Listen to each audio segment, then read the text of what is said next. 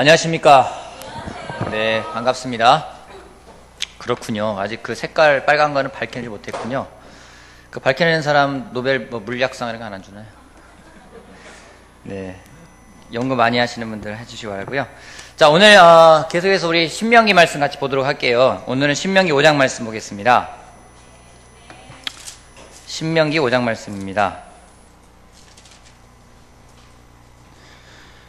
자, 신명기 5장은 이제 십계명에 관련된 내용인데요. 자, 우리 5장 말씀을 한번 제가 읽을 테니까 여러분 한번 성경 보지 마시고요.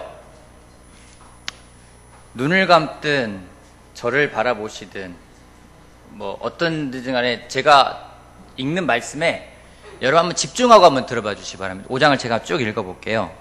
좀 긴 장이 되겠지만 한번 읽어볼 테니 여러분들 한번 집중해서 한번 들어주십시오. 성경 보지 마시고. 자, 모세가 온 이스라엘을 불러 모으고 그들에게 말하였다. 이스라엘 자손 여러분, 내가 오늘 당신들에게 말하는 규례와 법도를 귀담아 듣고 그것을 익히고 지키십시오.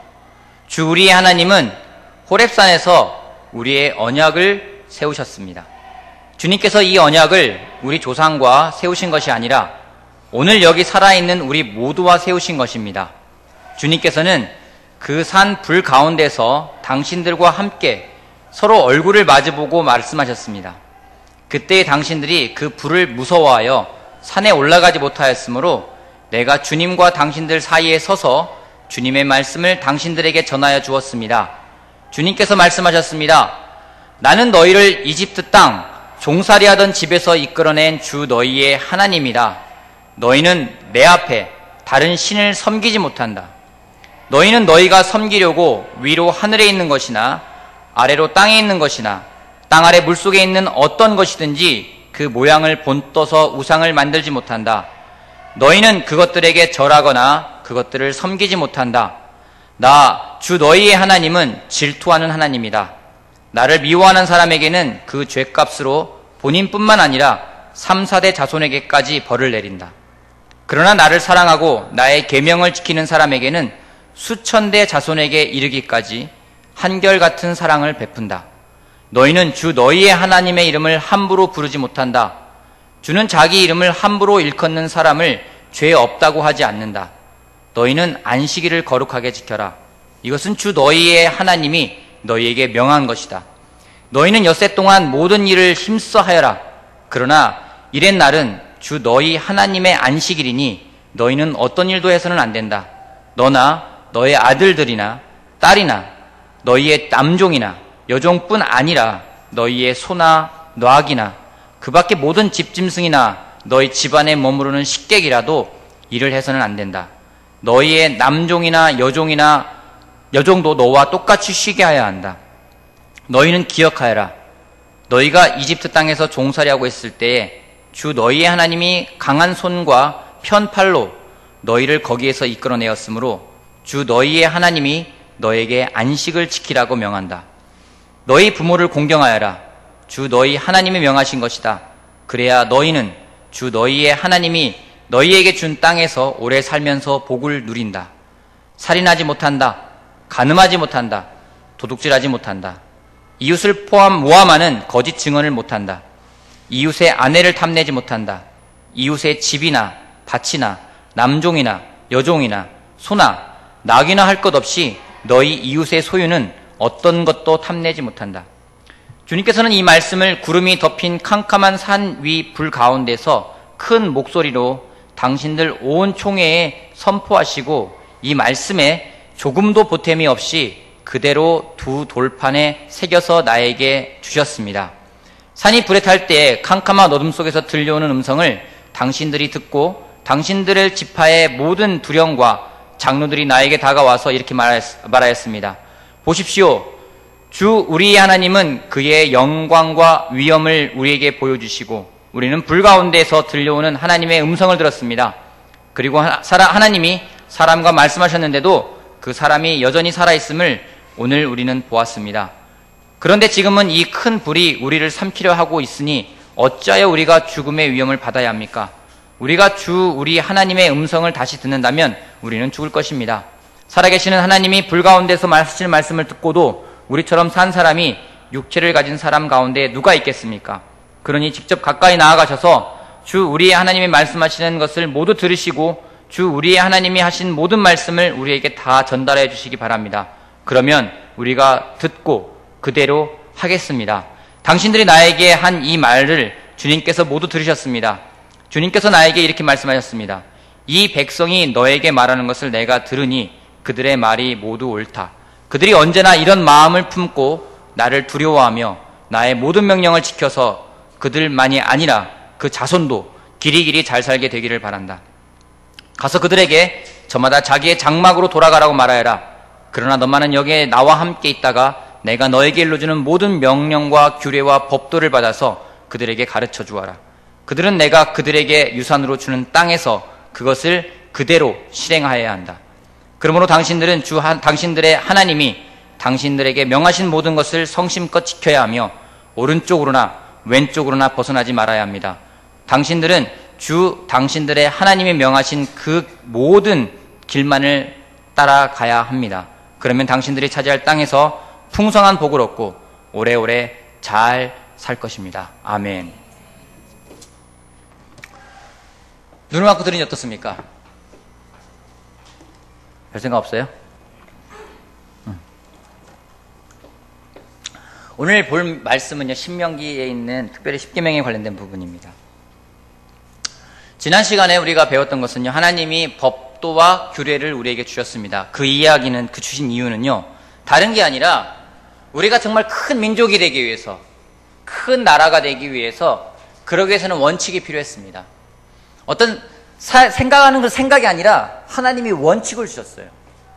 그 원칙을 잘 지키기를 바라고 그걸 지켰을 때 하나님이 함께하며 축복할 거라고 하나님 말씀하셨어요. 또한 하나님이 지난주에 봤던 것은 형상을 만들지 말라는 겁니다. 땅 위에 있는 것이든 땅 아래에 있는 것이든 바다에 있는 것이든 물에 있는 것이든 뭐든지 간에 형상을 만들지 말아라. 하나님을 어떤 한 형상을 만들어서 거기에 가두지 말라고 말씀하셨습니다. 왜냐면은 형상을 만드는 순간 하나님은 정말 그걸로 딱 가둬놓게 되고요. 우리와 인격적인 교제를 할 수가 없기 때문에 하나님은 우리와 인격적인 교제를 원하시기 때문에 어떤 형상을 만들지 말라고 했습니다. 또한 하나님이 질투한다고 했어요. 여러분 질투할 때 있죠? 언제 질투하십니까? 질투해 본 적 있으세요? 남의 것이 커 보일 때? 그건 시기죠. 질투가 아니고. 질투해 보신 적 있으세요? 질투해 보신 적? 언제 질투해 보신 적 있으십니까?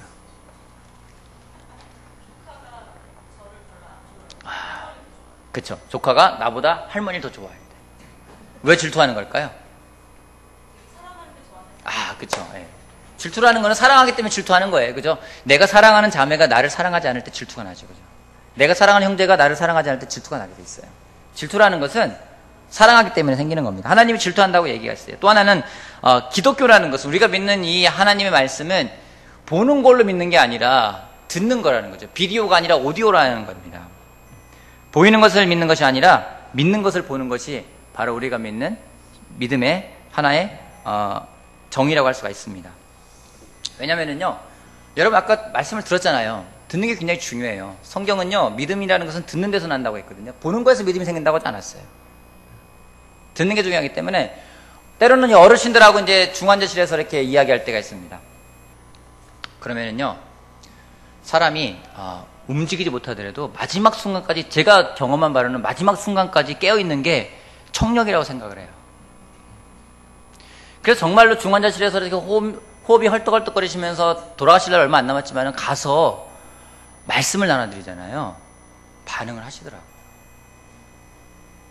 마지막까지 남아있는 게 청력이다. 그래서 하나님이 그렇게 만드셨어요. 끝까지 들을 수 있게끔. 그래서 이 하나님의 말씀은 성경을 여러분 아침에 읽을 때 눈으로 읽지만 듣는 거거든요.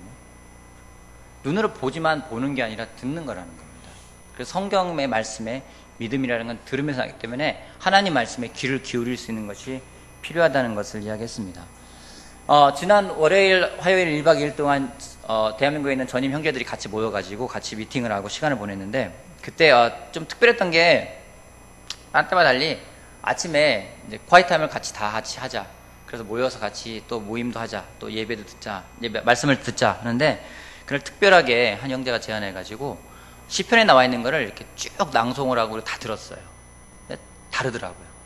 그냥 내 눈으로 보고 이렇게 듣는 것하고 누가 이렇게 쫙 읽어줄 때 그걸 듣는 것하고는 굉장히 달랐어요. 여러분 모압 평지에서 모세가 전달합니다. 그때 프레젠테이션이 있었나요? 파워포인트가 있었나요? 아무것도 없어요. 그냥 모세가 육성으로 이야기를 하고 사람들은 듣는 겁니다. 그걸 들었을 때, 하나님 말씀을 들었을 때 그때 믿음이라는 게 사람들에게 생기는 거죠. 그래서 지난주에 같이 이야기했던 부분들이 이런 부분들이었습니다. 오늘은 십계명을 같이 보도록 하는데요. 십계명을 다시 시내산에서 받았지만은 그로부터 40년이라는 시간이 흘러서 지금은 모압 평지에서 가나안 땅에 들어가기 전에, 요단강을 건너기 전에 요단강 동편에서 십계명에 대한 얘기를 다시 꺼냅니다. 하나님은 십계명을 왜 주셨을까요? 하나님은 십계명을 왜 주셨을까요? 하나님은 십계명 이외에도 율법을 주셨습니다. 율법을 왜 주셨을까요? 죄를 깨달으라고? 또 왜 주셨을까요? 옳게 살라고? 왜 주셨을까요? 지키라고. 맞는 말이에요.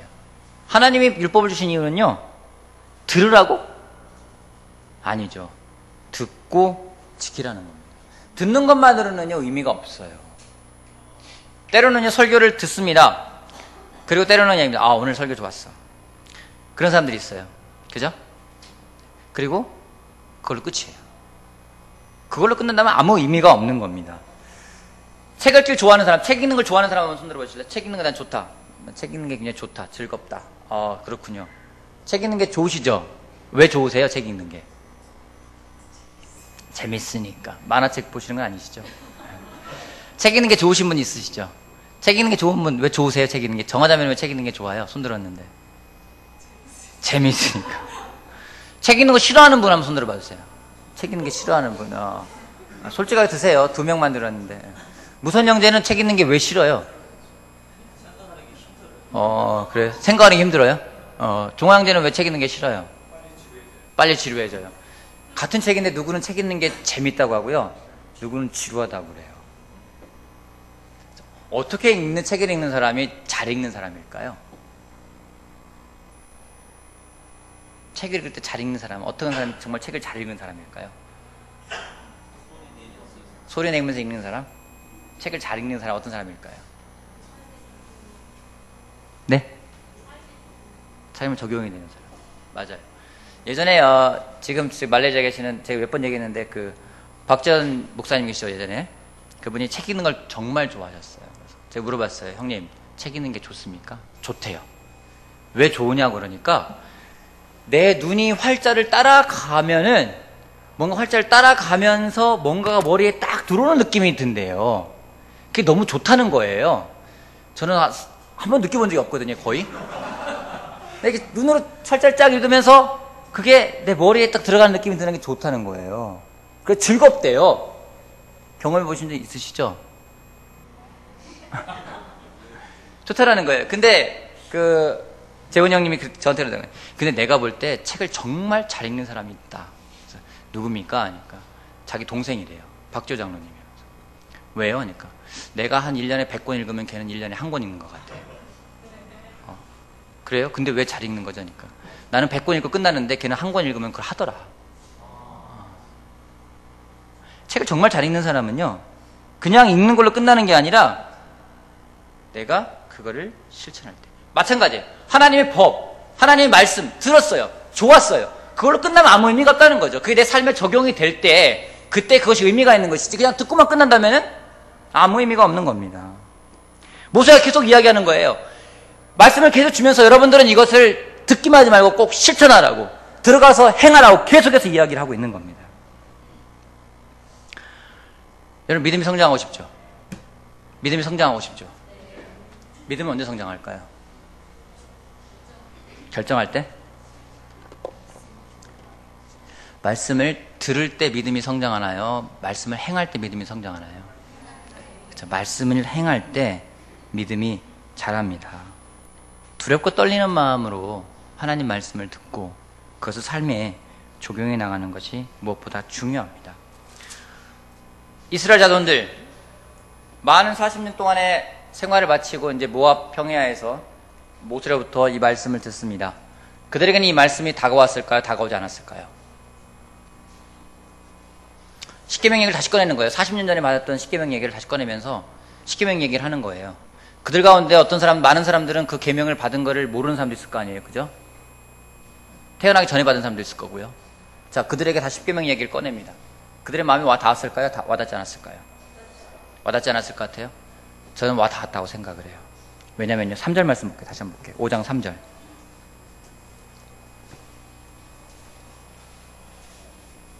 3절, 4절 소리내서 한번 같이 읽어볼까요? 3절, 4절 시작.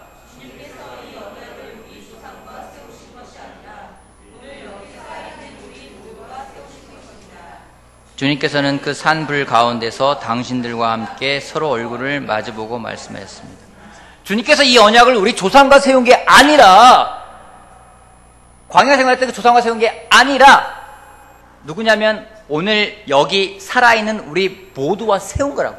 그 당시에 이 모세의 설교를 듣고 있는 그 사람들에게 하나님의 언약은 우리 조상들과 세운 게 아니라 여기 있는 사람들과 세운 거라고요. 여러분, 이 말씀이 여러분에게 다가올 때는 언제입니까? 구약이잖아요. 약 6,000년 전에 쓰여진 책입니다. 그죠? 자, 여기 나와 있는 신약은요, 약 2,000년 전에 쓰여진 책입니다. 여러분들 읽으면서 여러분들에게 다가올 때가 있죠. 언제 다가옵니까? 이게 여러분에게 말씀했다고 받아들일 때는 와닿아요. 근데 그렇지 않으면요, 역사서에 불과합니다. 그죠? 하나님이 40년 전에 받았던 그 십계명을 다시 꺼내서 모세가 이야기해요. 이것은 우리 조상에게 준 게 아니라 여러분들에게 준 거라고요. 말씀은 항상 현재 진행형입니다. 말씀은 듣는 사람에게 항상 말씀하고 있는 거예요. 우리 후손들이 이걸 본다면요, 하나님은 우리 후손들에게 말씀하시는 거예요. 내가 보는데 내가 이거를 나한테 하실 말씀으로 받아들이지 않으면요, 이거는 아무 의미가 없어요. 하나님은 항상 말씀하실 때 말씀을 듣는 그 사람과 언약을 하신 거라고 이야기를 하고 있어요.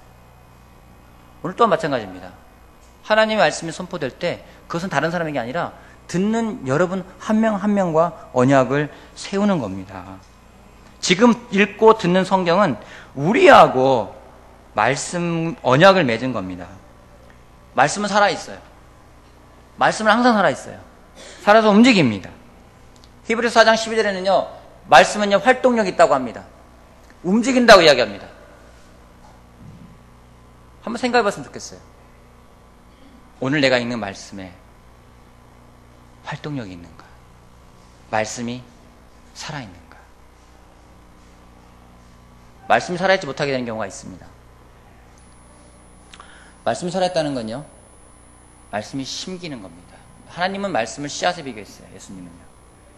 씨앗이 땅에 떨어지고요, 뿌리를 내리고요, 줄기가 올라와서 자랍니다. 그리고 자라서 열매를 맺습니다. 말씀이 살아있다는 건 그런 거예요. 말씀이 심겨서 뿌리를 내려야 되는데 애석하게도 그게 쉬운 일이 아니에요. 말씀이 왜 다 와닿지 않냐면요, 우리 마음에 심기지 않기 때문이에요. 왜 안 심기는지 아십니까? 뭔가 다른 게 심겨져 있기 때문이에요. 우리 마태복음 13장 잠깐 보도록 할게요. 마태복음 13장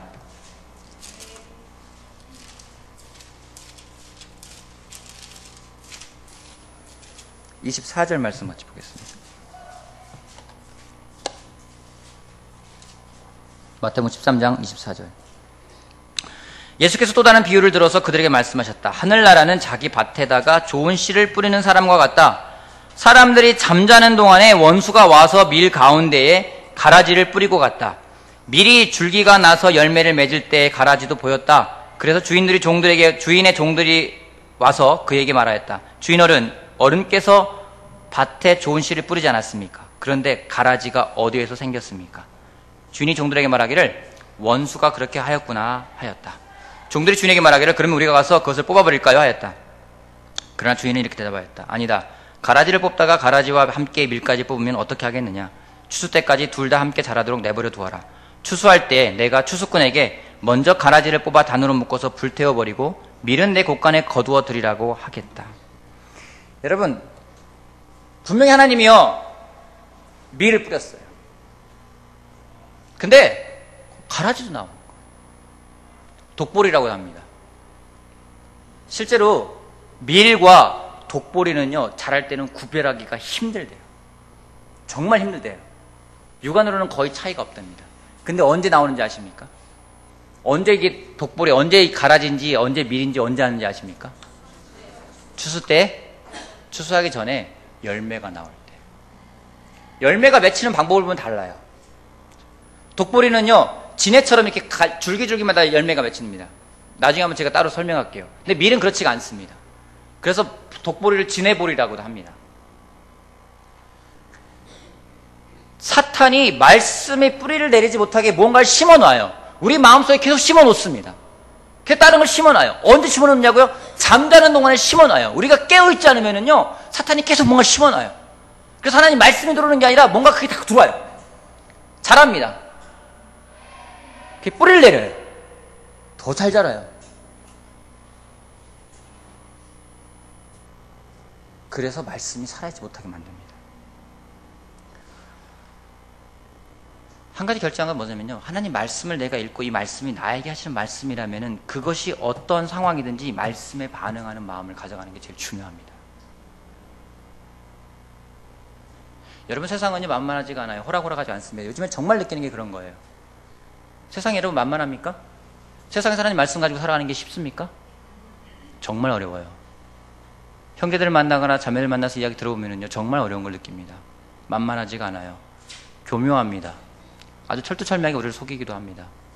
합리적으로 보이고요, 정말로 이브가 그 선과 악을 아는 열매를 보았을 때와 똑같은 마음이 들어요. 보암직스럽고 먹음직스럽고 먹으면 지혜롭고 할 그만큼 탐스럽고 많은 생각들이 들어오게 만듭니다. 하나님 말씀하고 계세요. 그게 아니에요. 하나님 말씀을 심으라고요. 여러분, 한 가지 결정했으면 좋겠습니다. 우리가 어떤 경우이든지 간에 하나님 말씀을 내가 심겠다는 마음의 결정을 하길 바랍니다. 아멘? 어떤 경우이든지 간에요. 여러분, 디모데에게라는 말씀이 있어요. 전도자, 이벤젤리스트, 제가 할 역할이 뭔지 아십니까? 때가 좋든 나쁘든 어떤 경우이든지 간에 하나님 말씀을 전하고 이야기를 하고 있어요.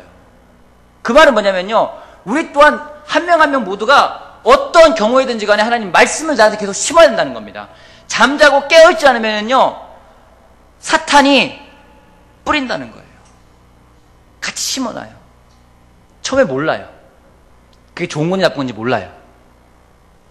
하지만 자라서 열매를 맺을 때 그 열매가 어떤 열매인지 궁금합니다. 성령의 정말 열매가 맺어진다면 하나님 말씀이 심겨진 사람일 것이고, 그렇지 않은 그와 반대되는 게 나온다면 하나님이 뿌린 게 아니라 사탄이 거기다가 뭔가 심어 놓은 거죠. 우리가 하나님 말씀에 더 올바르게 받아들이고, 정말 과거의 이야기잖아, 40년 전에, 6천년 전에, 2000년 전의 이야기가 아니라 오늘 나에게 말씀하시는구나. 내가 듣고 어떻게 반응할 것인가. 나에게 말씀하시니까 나와 맺은 언약이니까 나 또한 그 언약을 믿고 따라가겠다. 오늘 내 말씀을 내 삶에 심겠다, 실천하겠다, 그런 결정을 하는 우리 모두가 되길 바랍니다. 아멘. 하나님이 신분을 바꾸셨습니다. 이집트에서 노예 생활하는 사람들을 딱 끄집어내가지고 내가 너희를 택했어, 너희는 내 사람이야, 내가 너를 사랑해. 그리고 그의 신분이 바뀌었기 때문에 그에 맞는 옷을 주셨어요. 지금은 그리스도의 옷을 주셨고요, 그 전에는요 율법과 규례와 법도를 주었습니다. 신분이 변화됐기 때문에 그에 맞는 말씀이 필요했어요. 그걸 나눠주고 그걸 실천하라고 이야기합니다. 그 율법과 규례와 법도는 왜 주었냐면요, 여러분, 십계명을 한마디로 말하면요 하나님을 사랑하고 이웃을 사랑하라는 거예요. 다른 게 아닙니다. 그만큼 하나님 얼마나 사랑하는지, 얼마나 우리를 위하는지를 하나님 우리들에게 말씀하고 있는 부분들입니다. 십계명 한번 제가 보도록 할게요. 십계명을 보면요, 십계명 첫 번째가 뭔지 아십니까? 나 외에 다른 신을 섬기지 말아라. 나 외에 다른 신을 섬기지 말라. 두 번째가 뭡니까? 여호와 이외에 다른 신을 섬기지 말라. 두 번째는요, 여호와를 위하여 우상을 만들지 말라. 세 번째, 여호와의 이름을 왕령 때에 일컫지 말라. 네 번째, 안식일을 거룩하게 지켜라. 5번째, 부모를 공경하라.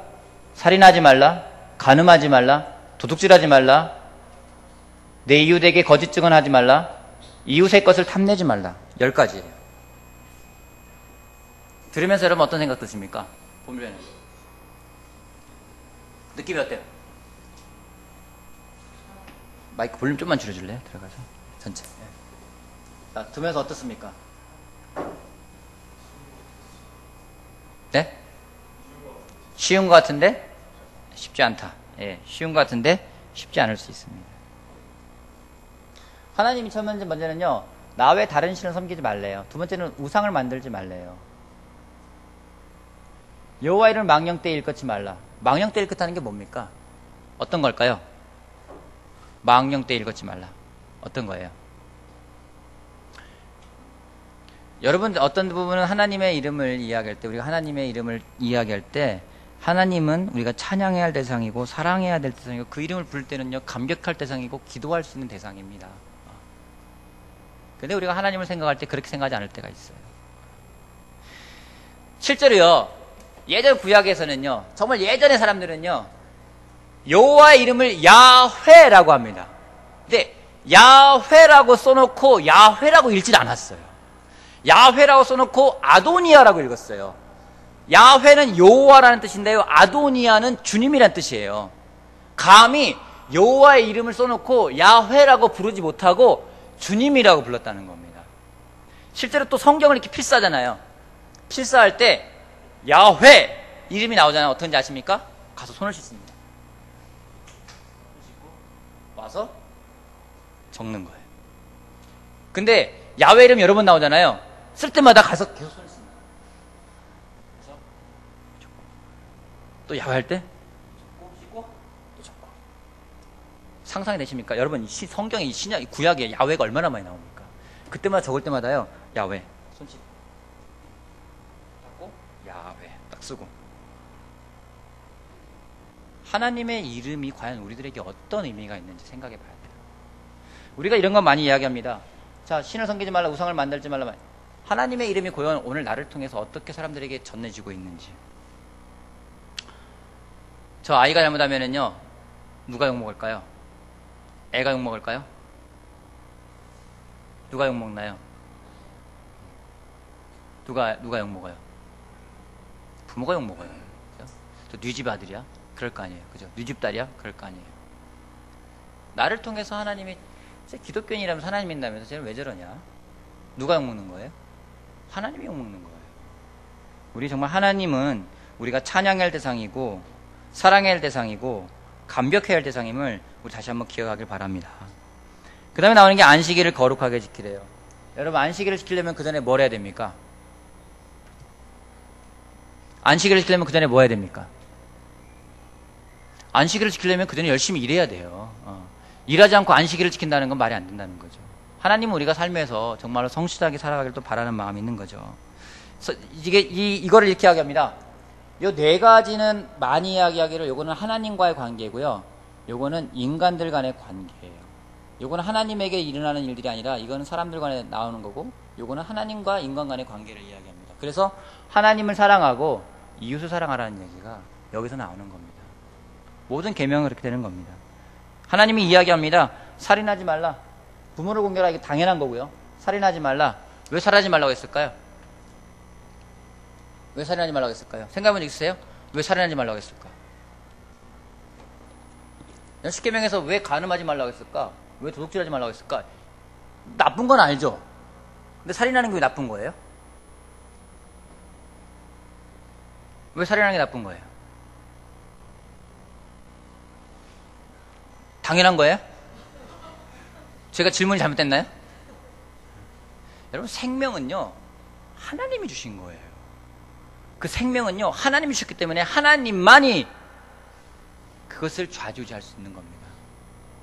인간이 그 생명을 가지고 이렇게 하고 저렇게 하고, 심지어 내 생명은 내 거라고 생각해서 심지어 자살하는 사람들도 있어요. 때로는요. 뭐 베르테르 무슨 효과요? 예. 근데 무슨 베르테르 효과라고 하나요? 자살하는 사람들의 경우에도. 생명은 내 게 아니에요. 하나님이 주신 거예요. 그렇기 때문에 하나님이 그거를 가져가야 되는 겁니다. 때로는 우리가 우울하기 때문에 그런 생각하죠. 죽고 싶다 생각할 때 있죠. 그죠? 오늘도 그런 생각인지 모를지 모르겠어요. 저도 그런 생각 들 때가 있어요. 아, 정말 오늘도 샤워하면서 그런 생각 들었어요. 샤워하고 딱 나오면서 아침에 딱 나오면서 제가 외쳤던 말이 뭔지 아십니까? 뭘 것 같아요? 아, 개운하다? 딱 샤워하고 나오면서 속삭였어요. 샤워하면서 저는 샤워할 때 많은 생각이 들어오거든요. 머릿속에 정말 많은 생각이 들어요. 샤워할 때는 머릿속에 많은 생각이 들어오는데 딱 끝나고 나오면서 주님 빨리 오십시오. 빨리 왔으면 좋겠다. 그럴 때 있어요. 하지만은 그럼에도 불구하고 이 생명이라는 건 하나님 거라는 겁니다. 간음하지 말라. 하나님은요 가정이 파괴되는 걸 원하지 않으십니다. 가정이 지켜지기를 원하세요. 하나님은 우리의 가정을 지키기를 원하시는 거야. 사람을 하나님이 정말 우리를 사랑하시는구나. 우리 가정을 사랑하시는구나. 우리가 파괴되는 걸 원하지 않으신다는 거죠. 우리가 잘 지내기를 바라시는 거예요. 그래서 이게 부담이 아니라는 겁니다. 여러분 십계명이라는 것, 어떤 계명이라는 게 부담이 될 때가 있어요. 근데 부담이 안 될 때가 있어요. 데이트하는 거 부담입니까? 부담이 아닙니까? 자, 남편과 아내와 데이트하는 거 부담입니까? 부담이 아닙니까? 부담스러워요? 부담스럽지 않아요? 무선이는 아내와 데이트하는 거 부담스러워요? 안 부담스러워요? 안 부담스러워요. 왜 안 부담스러울까요? 같이 있으면 좋으니까. 그죠? 아, 맞아요. 네. 완수는 데이트하는 거 부담스러워요? 완수 형제는? 좋아요. 자혁이는 어때요? 네. 부담스러워요? 그럼 때로는요, 데이트할 때 막 준비하는 게 많아요. 아이들하고 데이트하는 것도요, 뭔가 준비해야 되고 생각해야 되고 때로는 그 스트레스일 때 있어요. 근데 스트레스가 아니라 막 즐거움일 때가 있어요. 언제 즐거움인지 아십니까? 언제 즐거움인지 아세요? 그쵸. 좋아할 때. 사랑할 때는요, 어디 가는 게 뭐 그렇지, 뭐 하지가 않아요. 예전에 한번 제가 부산에 내려가는데, 그때는 이제 그 KTX를 카풀을 같이 해서 내려갔거든요. 카풀에 내려가는데, 공교롭게 남자 3명이 저랑 같이 앉았어요. 다 싱글 남자예요. 근데 공교롭게 그 공통점이 뭐냐면, 저는 설교하러 가는 거였는데, 그 남자 3명은 부산에 있는 여자와 데이트하러 가는 거예요. 근데 연차가 있어요. 여기는 1년, 여기는 6개월, 여기는 3개월. 3개월은요, 돈도 아깝지가 않아요. 다 즐거워요. 근데 1년 된 사람이 이야기해요. 근데 이거 오래 하다 보면은요, 힘들어요. 이러더라고요. 사랑할 때는요, 그게 어렵지가 않아요. 사랑할 땐 즐거워요. 은혜를 경험한 사람은요, 하나님의 계명 지키는 게, 왜 이렇게 어려워? 왜 이렇게 하지 말라는 게 많아? 하라는 거 다 힘든 것만 하지 말라고 하네? 그게 아니라, 사랑한다면, 은혜를 안다면, 그렇게 반응하지 않는다는 겁니다. 여러분, 우리가 하나님이신 법도 계명, 오늘 십계명을 볼 때 여러분 하나하나 생각해 보세요. 아, 나를 사랑하는구나. 우리 가정을 사랑하는구나. 우리 이웃을 사랑하는구나. 아, 나의 어떤 부분은 안식일을 거룩하게 지켜서 하나님과도 지키는 거지만, 나를 또 사랑하시는구나. 이 모든 것은요, 하나님이 우리를 사랑하시기 때문에 주는 겁니다. 아이한테 하라는 게 있고 하지 말라는 게 있어요. 그죠? 그걸 정해주는 이유는 아이를 사랑하기 때문이지, 아이를 꼼짝 못하게 막 족쇄 채워가지고 내가 조종하기 쉽게 하려고 하는 거 아니에요. 하나님 또한 같은 목적으로 우리에게 십계명을 주셨습니다. 그러기에 십계명의 목적은 우리를 사랑하는 거고요. 그 내용은 하나님을 사랑하고 이웃을 사랑하라는 겁니다. 그것은 6,000년 전에 이스라엘 민족에게 주고 끝난 게 아니라 오늘 내가 이걸 읽고 있다면 오늘 나하고 언약을 맺은 거예요. 여러분이 읽고 있다면, 여러분이 듣고 있다면 여러분과 언약을 맺은 겁니다. 그걸 실천할 때 똑같은 효과가 나타나게 되면 저는 확신을 합니다. 이거를 먼저 우리들이 실천하는 게 가장 중요합니다. 특별히 결혼부 형제자매들에게 부탁드리고 싶은 것은 먼저 하나님 말씀을 실천하십시오. 때로는 병이 유전될 때가 있어요. 고혈압도 유전될 때가 있고요. 당뇨도 유전될 때가 있고요. 왜냐하면 부모가 먹는 음식을 똑같이 먹기 때문에 아이들에게도 유전이 됩니다. 부모들이 먼저 하나님을 사랑하는 법을 배워간다면 아이들 또한 같이 하나님을 알아갈 것은 확신을 합니다. 율법이라는 것, 하나님 말씀이라는 것은 우리에게 지적인 즐거움을 주기 위함이 아니에요. 지키지 않으면요 아무 상관이 없습니다. 다시 한번 말합니다. 우리 선택받은 사람들입니다. 하나님이 여러분을 택했습니다. 거기에 맞는 삶을 살아가는 여러분이 되길 바라겠습니다. 마지막으로 에베소서 5장 4절 말씀 보면서 마치도록 할게요. 에베소서 5장 보겠습니다.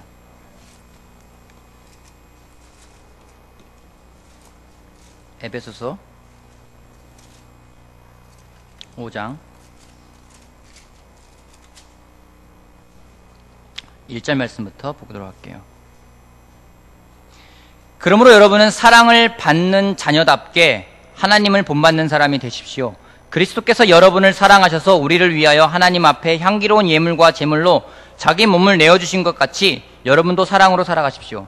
음행이나 온갖 더러운 행위나 탐욕은 그 이름조차 여러분의 입에 담지 마십시오.